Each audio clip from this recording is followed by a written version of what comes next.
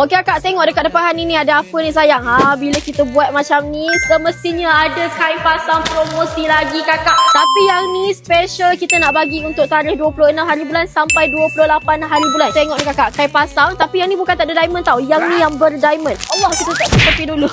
Dia punya corak ada macam-macam pilihan. Ada yang batik, ada yang corak penuh. Serius lawa-lawa lah. Hani buka satu deh. Hani tunjuk dekat you all. Yang paling utama, kain dia sangat best, berkualiti. Akak beli satu, kita bagi lagi sepasang sayang. So total 2 pasang akak dapat. Akak bayar dengan harga RM100 sahaja. Yang ni kain pasang untuk yang berdiamond ya meh. Hani nak tunjuk sikit. Meh sini zoom sayang. Cantik ke tak cantik? Kalau yang ni versi bercorak batik. Dalam satu combo macam ni, kita akan bagi campur lah dekat you all. Ada batik, ada ekstrak, ada batik, ada bunga-bunga. So macam-macam lagi. Siapa yang berminat, siapa yang berkenan, stay tune sayang. You all save the date 26 hari bulan sampai 28 hari bulan. Kita buka ni sayang untuk online dan juga walk-in sahaja. So siapa nak, time tu kakak boleh mari walk-in ramai-ramai dekat butik sayang. Tengok ni, kita punya design. Ya Allah, cantik-cantik kakak. Bukan biasa-biasa. Duduk jauh tak nampak. Zoom lagi, tengok ni kakak. Diamond kakak ni, kita tak bagi dekat customer diamond biasa. Diamond tu yang berkualiti. Kita panggil diamond eksklusif. Walaupun you all basuh mesin dia tahan lasak, kalau nak gosok ke senang kakak. Kalau nak jahit pun senang. Sebab apa, diamond dia hanya ada di bahagian depan baju,